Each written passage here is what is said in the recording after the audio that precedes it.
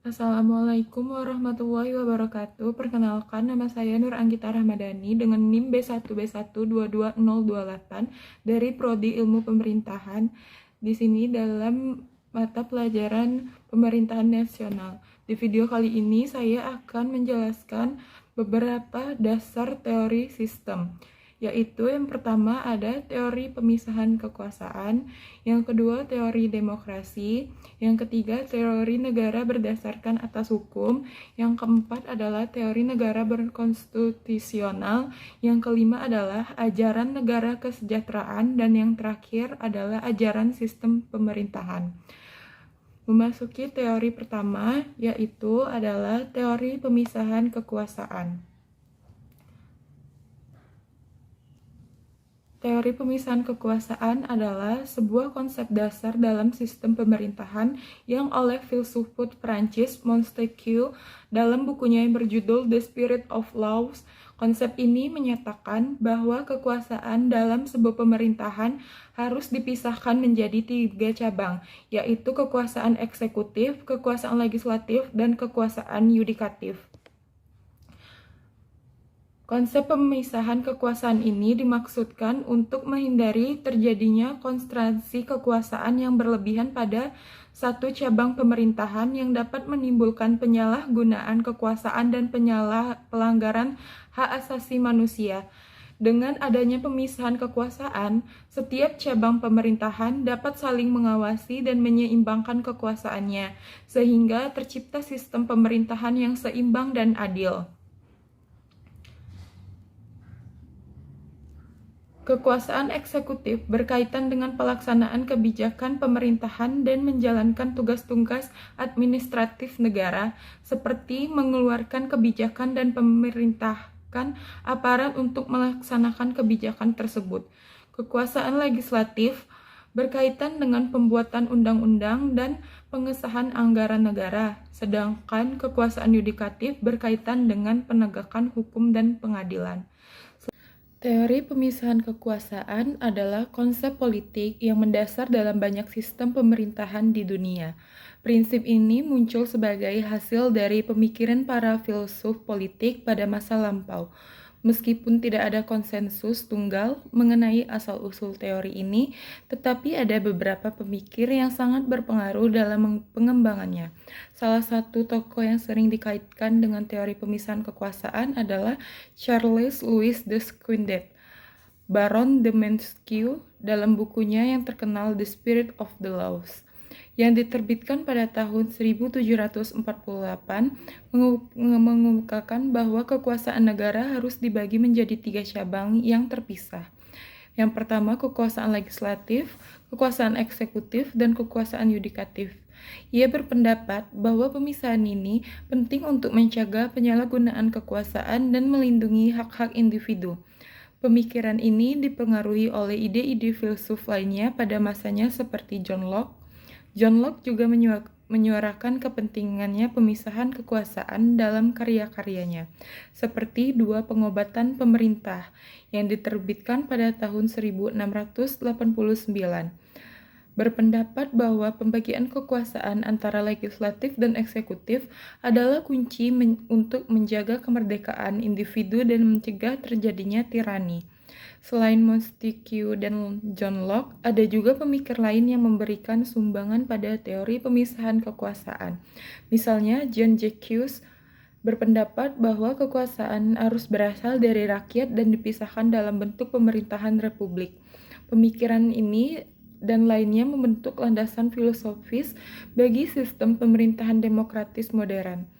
Konsep pemisahan kekuasaan ini secara luas diterapkan dalam konstitusi banyak negara, termasuk Konstitusi Amerika Serikat yang menggambarkan pembagian kekuasaan antara cabang legislatif atau Kongres, eksekutif sebagai presiden, dan yudikatif sebagai Mahkamah Agung. Penerapan prinsip pemisahan kekuasaan ini diharapkan dapat menciptakan sistem pemerintahan yang seimbang, terkendali, dan mencegah penyalahgunaan kekuasaan yang otoriter. Namun perlu dicatat bahwa implementasi praktis dari teori pemisahan kekuasaan dapat bervariasi di berbagai negara dan sistem politik. Setiap negara memiliki struktur pemerintahan yang unik dan berbeda, namun prinsip dasar pemisahan kekuasaan tetap jadi landasan penting dalam banyak sistem pemerintahan di dunia. Selanjutnya adalah masuk ke tokoh teori pemisahan kekuasaan. Yang pertama ada tokoh Charles Louis de Secondet.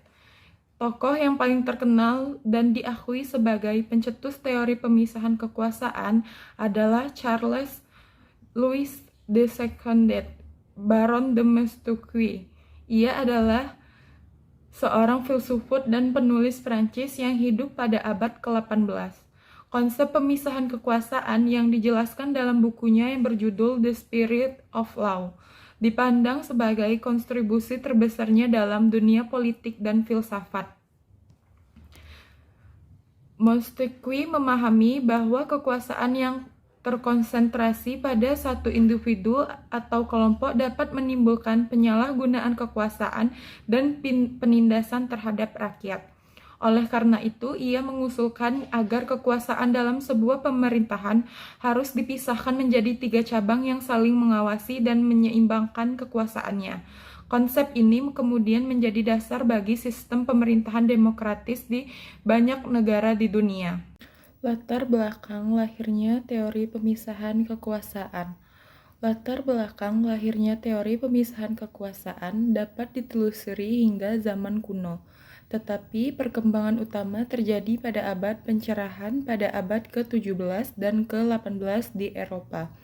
Beberapa faktor yang mempengaruhi lahirnya teori ini antara lain, yang pertama ada pengalaman sejarah tirani. Sejarah manusia penuh dengan contoh-contoh kekuasaan yang menindas dan penyalahgunaan kekuasaan oleh penguasa tunggal. Pengalaman-pengalaman ini membantu mendorong pemikir tentang pembatasan kekuasaan dan perlindungan hak-hak individu. Selanjutnya ada filosofi politik. Pemikiran filsafat politik dari para tokoh seperti Aristoteles, John Locke, Montesquieu, dan Rousseau memainkan peran penting dalam perkembangan teori pemisahan kekuasaan. Mereka mempertimbangkan struktur pemerintahan yang memisahkan kekuasaan sebagai cara untuk mencegah penyalahgunaan kekuasaan dan melindungi kebebasan individu. Selanjutnya ada Revolusi Inggris. Revolusi Inggris pada abad ke-17, terutama Revolusi Glorious pada tahun 1688, memberikan contoh praktis tentang perlunya membatasi kekuasaan monarki dan mengatur kewenangan dengan cara yang lebih terbagi. Prinsip-prinsip ini tercermin dalam Bill of Rights Inggris pada tahun 1689 yang menjadi pengaruh penting dalam perkembangan pemikiran pemisahan kekuasaan. Selanjutnya ada Revolusi Amerika dan Konstitusi Amerika Serikat. Revolusi Amerika Serikat pada abad ke-18 juga berperan dalam pemikiran tentang pemisahan kekuasaan. Para pendiri Amerika seperti Thomas dan James Madison terinspirasi oleh gagasan-gagasan pemikir seperti Locke dan Montesquieu. Mereka menggabungkan prinsip-prinsip pemisahan kekuasaan dalam Konstitusi Amerika Serikat yang dirumuskan pada tahun 1787. Selanjutnya, pengaruh Montesquieu. Karya Montesquieu yang berjudul The Spirit of the Laws yang diterbitkan pada tahun 1748 memiliki pengaruh besar dalam perkembangan teori pemisahan kekuasaan. Montesquieu berpendapat bahwa pembagian kekuasaan antara lembaga legislatif, eksekutif, dan yudikatif adalah kunci mencegah penyalahgunaan kekuasaan dan mencegah kemerdekaan individu. Melalui pengaruh-pengaruh ini dan faktor-faktor lainnya, konsep pemisahan kekuasaan berkembang menjadi prinsip dasar dalam sistem pemerintahan modern.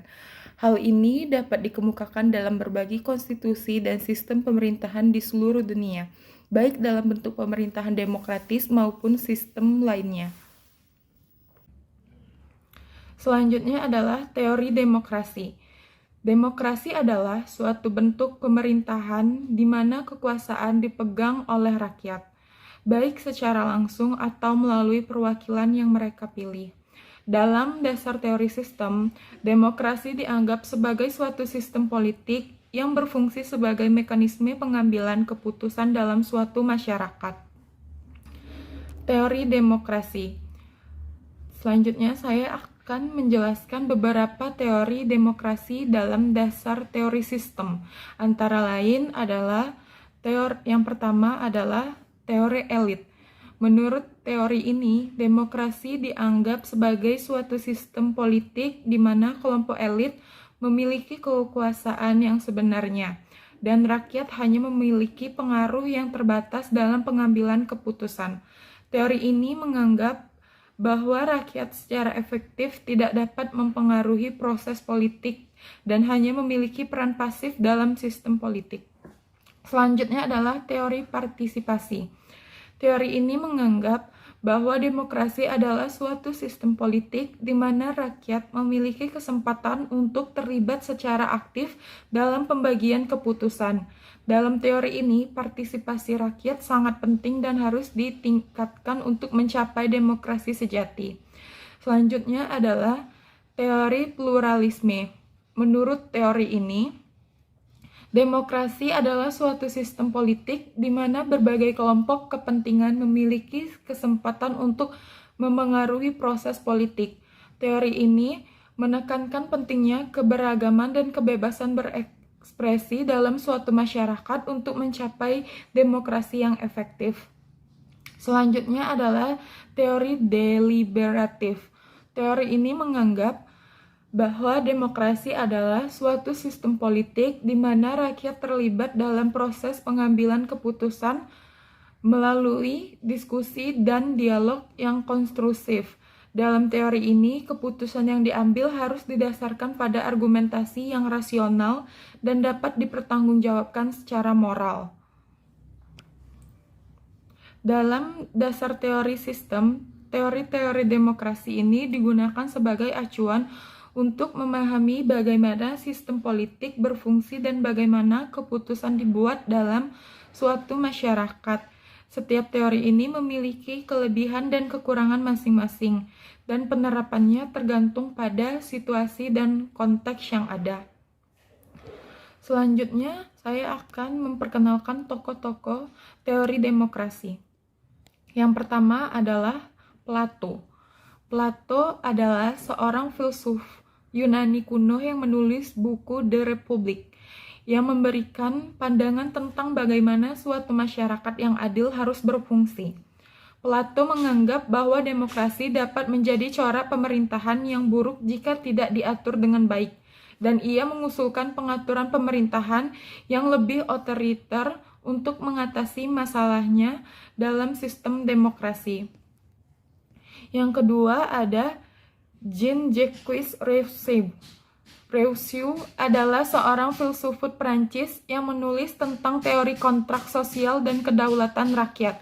Ia menganggap bahwa suatu masyarakat yang adil harus didasarkan pada kedaulatan rakyat, dan bahwa rakyat harus memiliki hak untuk memilih pemimpin mereka dan mempengaruhi proses politiknya. Yang ketiga ada John Locke. John Locke adalah seorang filsuf Inggris yang menulis tentang hak asasi manusia dan teori sosial.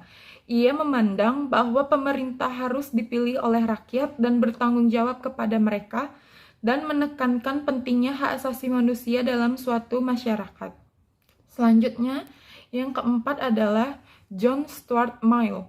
Mill adalah seorang filsuf Inggris yang menulis tentang hak asasi manusia dan kebebasan berpendapat.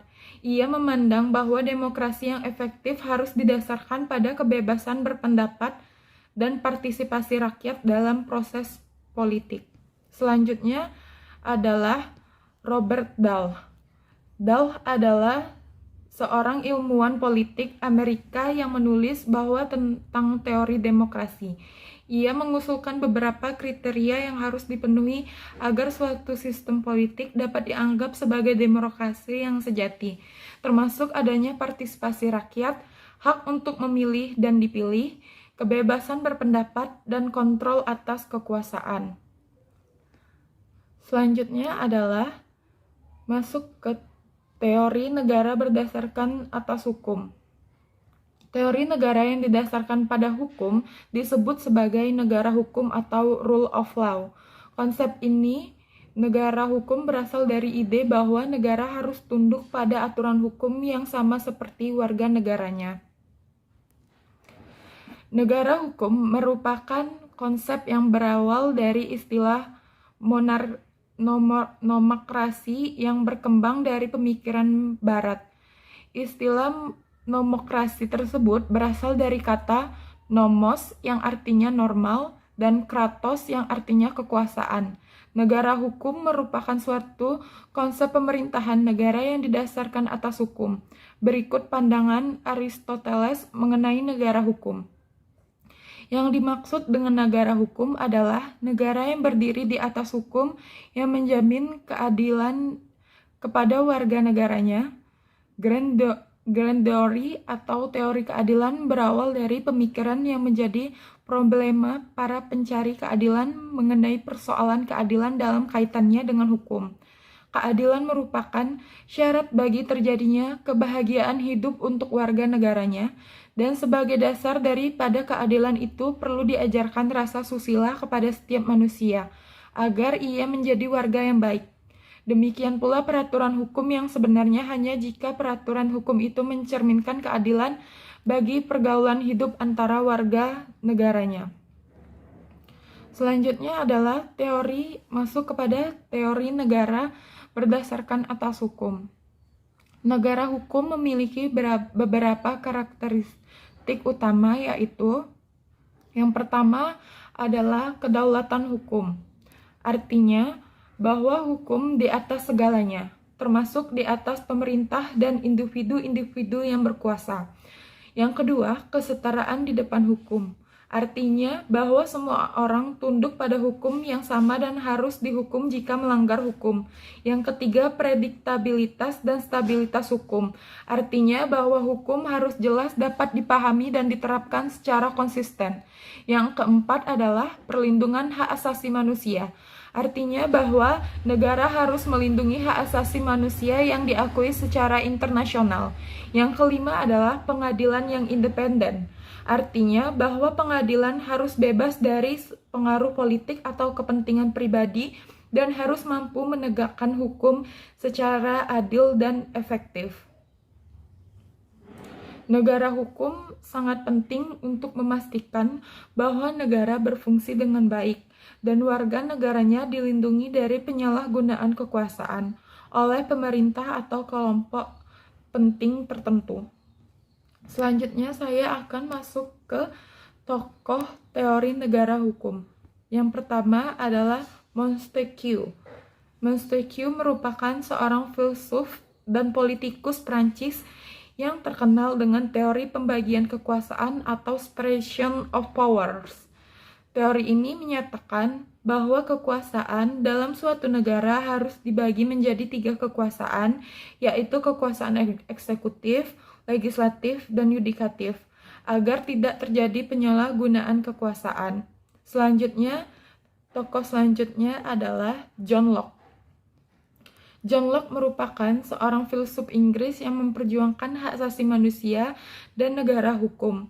Menurutnya, negara hanyalah merupakan pelayanan dan harus melindungi hak asasi manusia, bukan yang sebaliknya. Selanjutnya adalah tokoh Thomas Hobbes. Thomas merupakan seorang filsuf Inggris yang terkenal dengan teori kontrak sosial. Menurutnya, manusia secara alami hidup dalam keadaan anarki dan kekerasan, sehingga mereka membentuk negara untuk melindungi diri mereka sendiri. Yang keempat adalah tokoh Hans Kelsen. Hans merupakan seorang filsuf dan ahli hukum Austria yang dikenal dengan teori hukum murni atau pure law. Menurutnya, hukum adalah sistem norma yang independen dan otonom, dan tidak tergantung pada kehendak atau kepentingan siapapun. Selanjutnya, saya masuk kepada teori negara berkonstitusional. Teori negara konstitusional adalah sebuah kerangka hukum yang didasarkan pada ide bahwa negara harus diatur dan diatasi oleh sebuah konstitusi. Konstitusi ini harus menjadi sumber tertinggi hukum dan harus mengatur kekuasaan dan tanggung jawab dari pemerintah serta hak-hak dan kewajiban warga negara. Teori ini menganggap bahwa negara bukanlah entitas yang bebas bertindak, melainkan harus diatur oleh undang-undang dan prinsip-prinsip yang membatasi tindakan pemerintah dan melindungi hak-hak individu. Negara yang berkonstitusional tidak dapat bertindak semena-mena atau melampaui kewenangannya karena semua tindakan negara harus sesuai dengan prinsip-prinsip dan aturan yang telah ditetapkan dalam konstitusi. Prinsip-prinsip konstitusional yang penting meliputi pemisahan kekuasaan antara eksekutif, legislatif, dan yudikatif, serta perlindungan hak-hak individu, termasuk hak atas kebebasan berbicara, kebebasan beragama, dan hak-hak sipil dan politik lainnya. Negara yang berkonstitusi dapat dilihat sebagai bentuk negara yang paling demokratis karena konstitusi memastikan bahwa pemerintah tidak dapat bertindak semena-mena dan harus bertanggung jawab kepada warga negara. Selain konstitusi juga memastikan bahwa hak-hak individu dihormati dan dilindungi, sehingga warga negara dapat hidup dengan aman dan merdeka di bawah pemerintahan yang adil dan berkeadilan. Selanjutnya adalah ciri-ciri negara berkonstitusi. Yang pertama adalah pemerintah diatur oleh konstitusi. Konstitusi menjadi sumber tertinggi hukum dan mengatur struktur pemerintahan, hak dan kewajiban warga negara, serta batasan kekuasaan pemerintah. Yang kedua ada pemisahan kekuasaan. Kekuasaan negara terbagi menjadi tiga cabang, yakni eksekutif, legislatif, dan yudikatif. Setiap cabang memiliki peran dan tanggung jawab masing-masing serta saling mengontrol satu sama lain. Yang ketiga ada pertanggungjawaban pemerintah. Pemerintah harus bertanggung jawab atas tindakan dan keputusannya serta dapat diawasi dan dikritik oleh warga negara. Yang keempat, ada perlindungan hak-hak individu. Konstitusi melindungi hak-hak individu seperti hak atas kebebasan berbicara, kebebasan beragama, hak atas keadilan, hak-hak politik, dan hak-hak sipil lainnya. Yang keempat adalah keterbukaan. Pemerintah beroperasi secara terbuka dan transparan sehingga warga negara dapat mengawasi dan memeriksa kegiatan pemerintah. Negara yang berkonstitusi menjadi penting karena dapat memberikan kepastian hukum dan stabilitas politik, serta memastikan bahwa pemerintah tidak bisa bertindak semena-mena dan harus bertanggung jawab kepada warga negara. Selain itu, negara yang berkonstitusi juga memastikan bahwa hak-hak individu dihormati dan dilindungi, sehingga warga negara dapat hidup dengan aman dan merdeka di bawah pemerintahan yang adil dan berkeadilan. Selanjutnya masuk kepada tokoh-tokoh teori negara berkonstitusional. Yang pertama ada James Madison. James adalah salah satu penulis konstitusi Amerika Serikat dan tokoh pemikir politik Amerika yang mengembangkan konsep negara konstitusional dan hak individu. Madison menganggap bahwa hak-hak individu harus dilindungi oleh konstitusi dan bahwa pemerintah harus diatur oleh aturan hukum yang jelas dan tegas. Yang kedua ada Montesquieu. Montesquieu adalah seorang filsuf dan pemikir politik Prancis yang mengembangkan konsep pemisahan kekuasaan dan sistem pemerintahan yang berdasarkan hukum.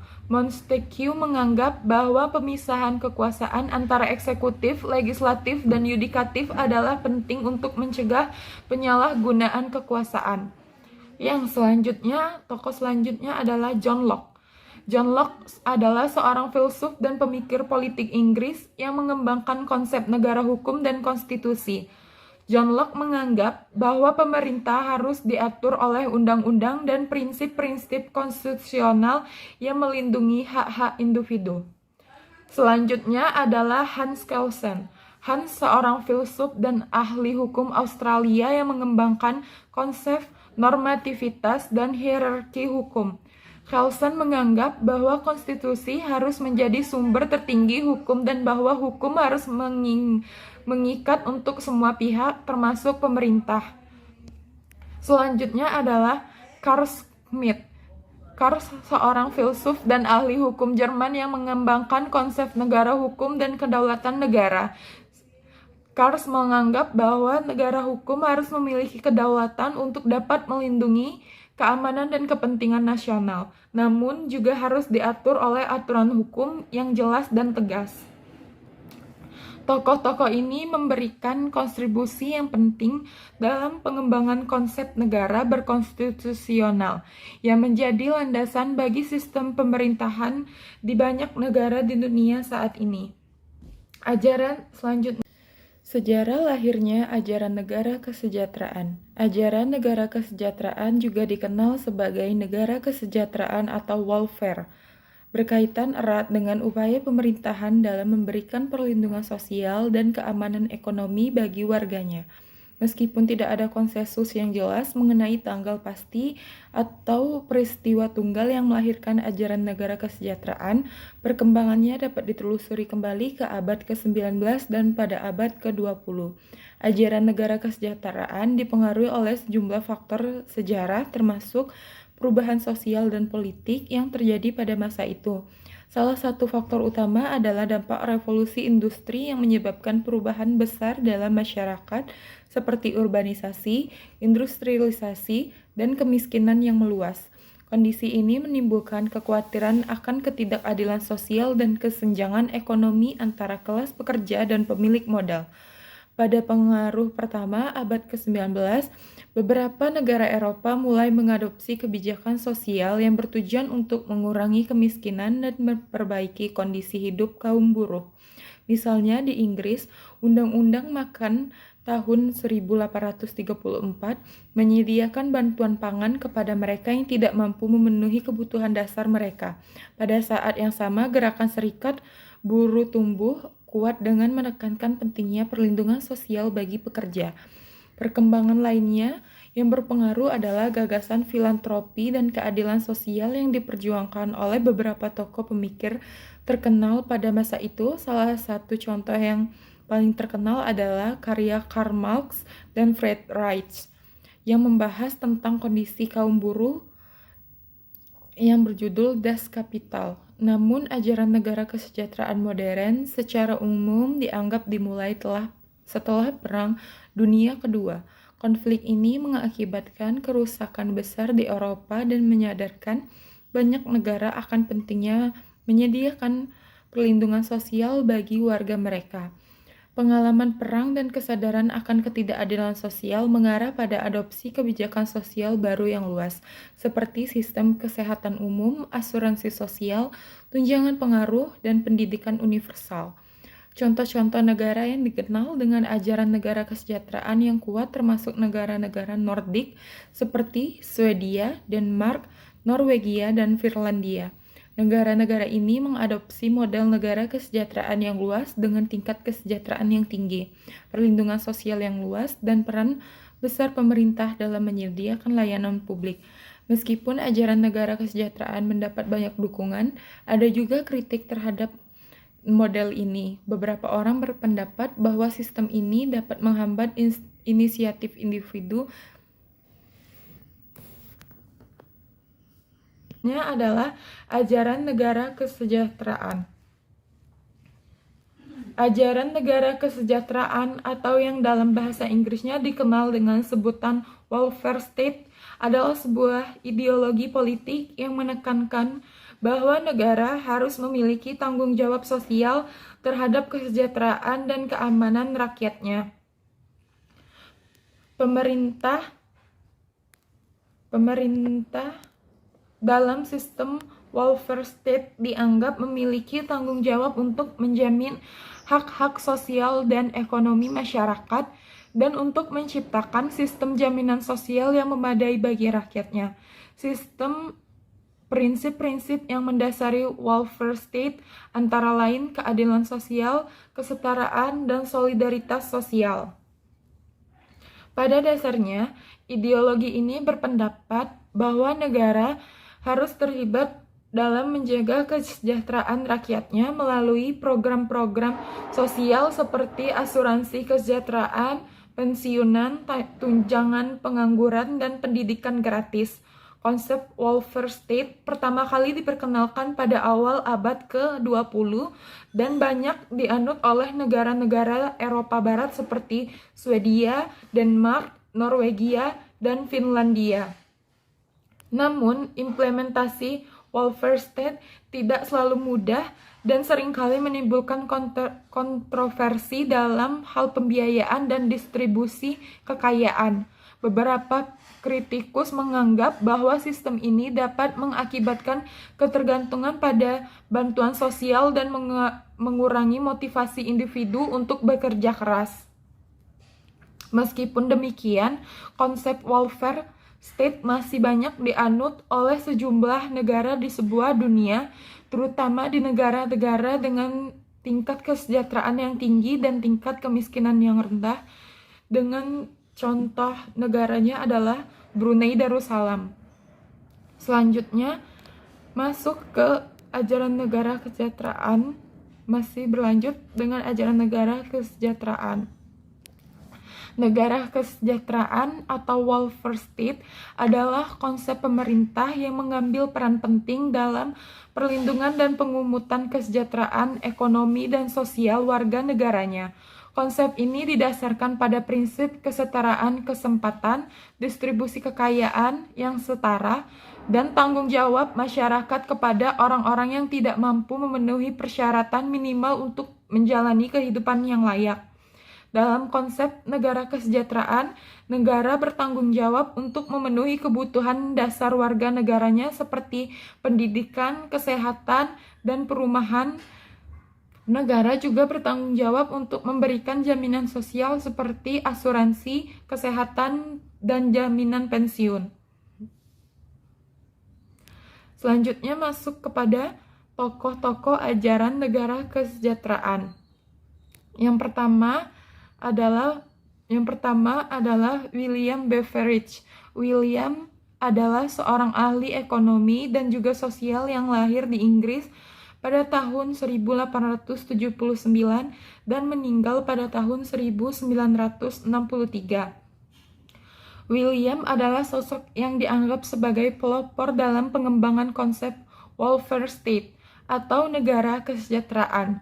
Ia memperkenalkan konsep ini pada tahun 1942 melalui sebuah laporan yang berjudul Social Inquiry and Alien Service yang ditugaskan oleh pemerintah Inggris.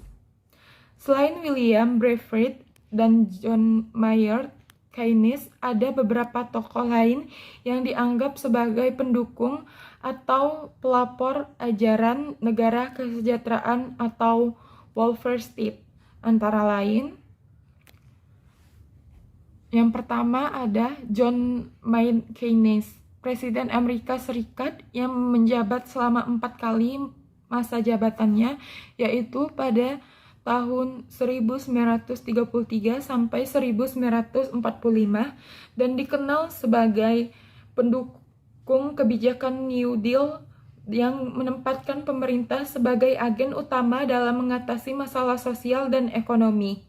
Yang selanjutnya adalah Franklin D. Roosevelt, Kanselir Jerman pada abad ke-19 yang memperkenalkan sistem asuransi sosial sebagai bentuk perlindungan sosial bagi warga negaranya. Selanjutnya adalah Amartya Sen, seorang ekonom India yang dikenal karena kontribusinya dalam pengembangan teori kesejahteraan dan pemberdayaan manusia yang menekankan pentingnya memperhatikan hak asasi manusia dalam pembangunan sosial dan ekonomi. Selanjutnya, masuk kepada ajaran sistem pemerintahan. Sistem pemerintahan adalah suatu sistem yang terdiri dari sejumlah elemen yang saling berkaitan dan berinteraksi untuk mencapai tujuan tertentu. Dasar teori sistem pemerintahan adalah bahwa sistem pemerintahan harus memiliki tujuan yang jelas dan terukur, serta harus memiliki mekanisme pengadilan yang efektif untuk mencapai tujuan tersebut. Dalam teori sistem pemerintahan dipandang sebagai suatu sistem yang kompleks yang terdiri dari berbagai komponen dan subsistem yang saling terkait dan mempengaruhi satu sama lain. Sebagai suatu sistem, sistem pemerintahan dapat dianalisis dan dipahami melalui prinsip-prinsip teori sistem.